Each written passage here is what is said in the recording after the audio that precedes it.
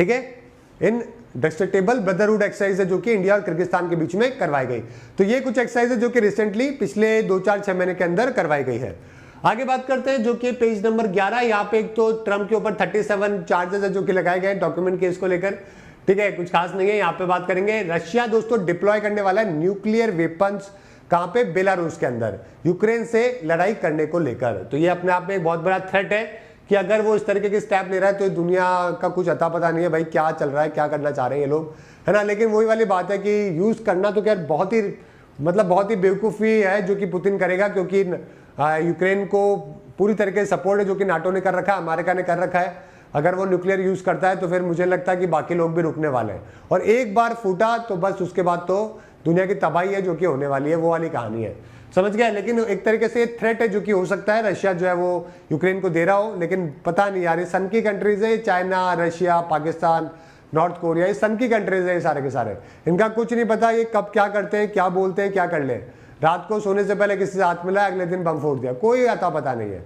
Russia comparatively इन बाकी तीनों से समझदार है, लेकिन वही वाली बात है, रशिया के पास भी अपनी पावर के लिए पुतिन कुछ भी कर सकते हैं, है ना। तो रशिया आज के टाइम पे लोगों को आइडिया भी नहीं है यार कितने ज्यादा, यार हिरोशिमा नागासाकी पे जब अटैक हुआ था उससे टाइम पे जो है ना 2 बम थे, लिटिल बॉय और फैटमैन, तो वो जो बम थे ना उससे आज के टाइम पे 100 गुना, इनफैक्ट 1000 गुना ज्यादा पावरफुल वेपन है जो कि आ चुके हैं। अब उस टाइम पे उन बम 1945 के जमाने में भी अगर वो इतने बम फोड़े गए सोचिए, और वो पूरी शहर तबाह हो गए और आज तक उसका दुख मनाया जाता है, तो अगर इस बार हो गया तो क्या होगा, पॉसिबल है कि दुनिया बचेगी, क्योंकि बहुत ही नेक्स्ट लेवल के ऊपर जो है वो टेक्नोलॉजी जा चुकी है, ओके। और पुतिन भी नहीं बचने वाले हैं, बचेगा कोई भी नहीं। अगर प्रधानमंत्री को ऐसा लगता है कि वो बच जाएंगे तो ये भी गलत फहमी है उनकी, है ना, क्योंकि वेपन्स का लेवल अलग ही लेवल पे हो चुका है। चलिए, तो रशिया ने जो है वो डिप्लॉय करना चालू कर दिया टैक्टिकल न्यूक्लियर वेपन बेलारूस के अंदर, आफ्टर स्पेशल स्टोरेज फैसिलिटीज है जो कि इन्होंने रेडी कर ली है वहां पे इनको रखने के लिए। पिछले 1-1.5 साल से युद्ध कर रहे हैं, जीत नहीं पा रहे, अपना एरिया जो है इन्होंने 10 से 20% कैप्चर कर पाए हैं। अमेरिका, नाटो दोस्तों काफी हथियार काफी जो है वो सप्लाई कर रहा है, जिसकी वजह से रशिया जो है वो ग्राउंड के ऊपर तो यूक्रेन से बिल्कुल भी नहीं जीत पा रहा है, ठीक है। अब इसीलिए जो है इसने एक और नया टैक्टिकल मूव है जो कि अपनाया है। अब अगर एक बार देख लो भाई मैप में, देखो एक बेलारूस ही ऐसा कंट्री है जो कि रशिया को सपोर्ट कर रहा है, वरना ये सब जो कंट्रीज आपको देखने को मिल रहे हैं ना, ये सारे के सारे दोस्तों ये क्या कर रहे हैं, ये सब नाटो या फिर यूक्रेन के सपोर्ट में है। बस एक ये बेलारूस ही है, ठीक है, जो कि यूक्रेन देख रहे हो आप, कीव और ये बेलारूस जस्ट ऊपर की साइड ही है, ये दोनों कंट्री बॉर्डर कंट्रीज है।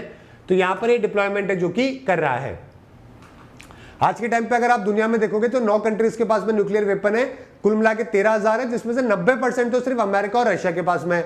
ये लोग तो मतलब पूरी दुनिया में अकेले खेल रहे हैं न्यूक्लियर वेपन से, बाकी पूरी दुनिया के पास 10% है, इन दोनों के पास में मिला के 90% है। आप रशिया के पास देखोगे तो नियर बाय 6,000, अमेरिका के पास देखोगे 5,500, तो 11,000 11,500 तो इनके पास हो गए। अब आते हैं जो बच्चे कुचे हैं, वो चाइना के पास 350, France 300, UK 250, Pakistan 160, India 160, Israel 90, north Korea 20 से 40। अभी देखो ये 20 से 40 लेकर ये पूरे जो है पूरी दुनिया के ऊपर तांडव करता है। नॉर्थ कोरिया ने 20 से 40 ले रखे हैं और उसके बाद में भी ये समझ में नहीं आता किसी के, ये जो चाहेगा वो बोल देगा, जो चाहेगा वो कर लेगा, कुछ भी कर लेगा, समझ में नहीं आता। अब आप सोचो ये लोग अगर इनके बीच में युद्ध हो गया तो क्या होगा। तो 13,000 के आसपास पूरी दुनिया में मैप वो देखने को मिलते हैं ना। चलिए, इसके अलावा 5 ऐसे कंट्रीज और हैं जो कि यूएस के न्यूक्लियर वेपन को होस्ट करते हैं, जैसे कि टर्की है, इटली है, बेल्जियम है, जर्मनी और नीदरलैंड। इनके पास में है नहीं, लेकिन यूएस ने अपने यहाँ पे क्या बना रखा है, स्टोरेज फैसिलिटीज है जो कि बना रखी है। मतलब आप देखो यूएसए का टैक्टिकल मूव कि जर्मनी के अंदर ही इसने लगा दिया।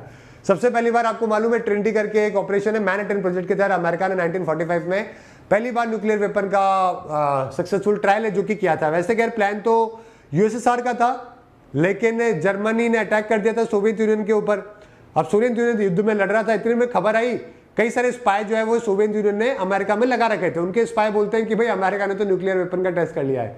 यूएसएसआर का दिमाग खराब हो गया। यूएसएसआर ने भी तुरंत जो है अपने जर्मनी से 4-5 साइंटिस्ट पकड़े, उठाए, किडनैप करे और अपने कंट्री में ले जाके न्यूक्लियर वेपन बना लिया। उसके बाद इतनी गोली से बनाया कि बाद में न्यू स्टार्ट ट्रीटी करनी पड़ गई, जिसमें वापस से डी न्यूक्लियराइजेशन करने की शुरुआत हुई। कुछ एक हुए, लेकिन ज्यादातर आज भी सबके पास में अवेलेबल है। समझ गए? ये आप देख सकते हो, ये मैप है, ये 9 कंट्रीज है जिनके पास में टोटल पूरी दुनिया में देखने को मिलेगा आपको, है ना। यही 9 कंट्रीज है, 13,500 के आसपास है जो कि देखने को मिलेंगे। कुछ एक को रिटायर भी कर दिए गए, है ना, लेकिन आज भी डिप्लॉयमेंट काफी हैवी है।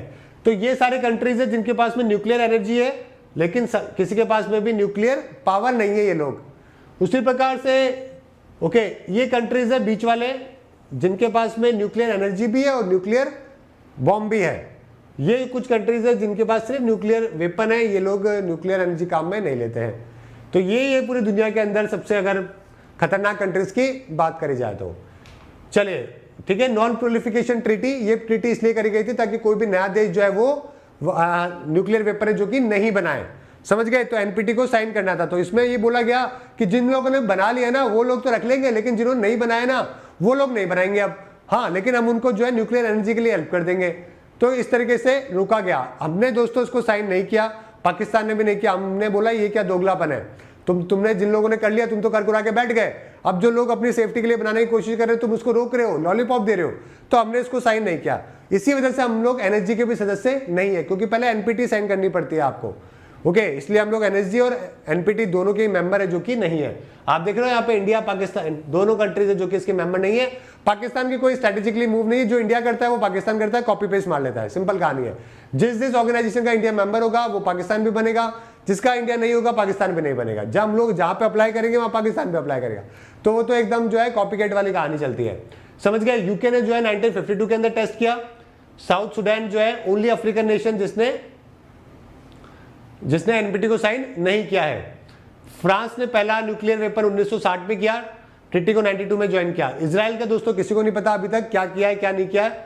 रशिया का बता चुका हूं 1949 के अंदर इसने टेस्ट को पहली बार किया। हमने 79 में किया स्माइलिंग बुद्धा, शक्ति 1 और 2 बाद में, पहले शक्ति 1 और 2, फिर बाद में एपीजे के टाइम पे हमने स्माइलिंग बुद्धा किया। पाकिस्तान ने भी दोस्तों हमसे जस्ट बाद में 1998 के अंदर ही किया अब्दुल कादिर। नॉर्थ कोरिया से दोस्तों पाकिस्तान ने को चाइना ने दिया पाकिस्तान को, पाकिस्तान ने दिया नॉर्थ कोरिया को। 2003 के अंदर नॉर्थ कोरिया ने इसको साइन किया। चाइना ने दोस्तों 1964 में कर लिया था, ओके। हमने 74 में 10 साल बाद में किया, ऑलराइट। यूएसए ने 1945 में कर लिया, बाकी तो ये कुछ है नहीं, ठीक है। चलिए आगे बात करते हैं। तो हमने 1974 में किया, हमने अभी भी ना तो एनपीटी साइन किया है ना सीटीपीटी जो है ये कुछ भी हमने साइन नहीं किया है। उसके बाद में भी जबकि हमने आईएईए के साथ में मिलकर एग्रीमेंट कर रखा है कि हम लोग सेफ्टी के साथ में रखेंगे आपके सारे न्यूक्लियर वेपन्स को और सब चीज़ों को, न्यूक्लियर वेपन हो चाहे न्यूक्लियर एनर्जी हो उसको, और आप यहाँ पे जाके देख भी सकते हैं, चेक भी कर सकते हैं, कोई प्रॉब्लम नहीं है ना। हम लोग दोस्तों पीस लविंग कंट्रीज है, इसलिए हमने ये भी बोल रखा है नो फर्स्ट यूज। हम लोग कभी भी न्यूक्लियर वेपन फर्स्ट यूज नहीं करेंगे, पहले फूटेगा तो ही फोड़ेंगे, सिंपल कहानी है, ठीक है। ताकि जो है हम लोग तभी तो हम लोग पीस लविंग कंट्रीज है यार, वो वाली कहानी है। तभी पूरी दुनिया में अप्रिशिएट करती है। अगर देखो कोई भी दुनिया में इंडिया को किसी भी ग्रुप में ऐड करने की बात हो ना, कोई डरता नहीं है, क्योंकि पता है यार पीस लविंग कंट्री है, मदद ही करेगा कंट्री, नुकसान नहीं पहुंचाएगा किसी को भी, समझ गए। ये अच्छी बात है। मतलब इसी वजह से आप देखो कि हमें एमटीसीआर की सदस्यता मिल गई, मिसाइल टेक्नोलॉजी कंट्रोल रिजिम, जिस वजह से हम लोग एडवांस मिसाइल बना पा रहे हैं, बहुत बड़ी बात है ना। इसी प्रकार से ऑस्ट्रेलियन ग्रुप में शामिल हो गए हम लोग, वासेनार एग्रीमेंट हमने साइन कर लिया, ओके। ये सब हम लोग इसी वजह से कर पाए क्योंकि दुनिया को हम पे भरोसा है। आगे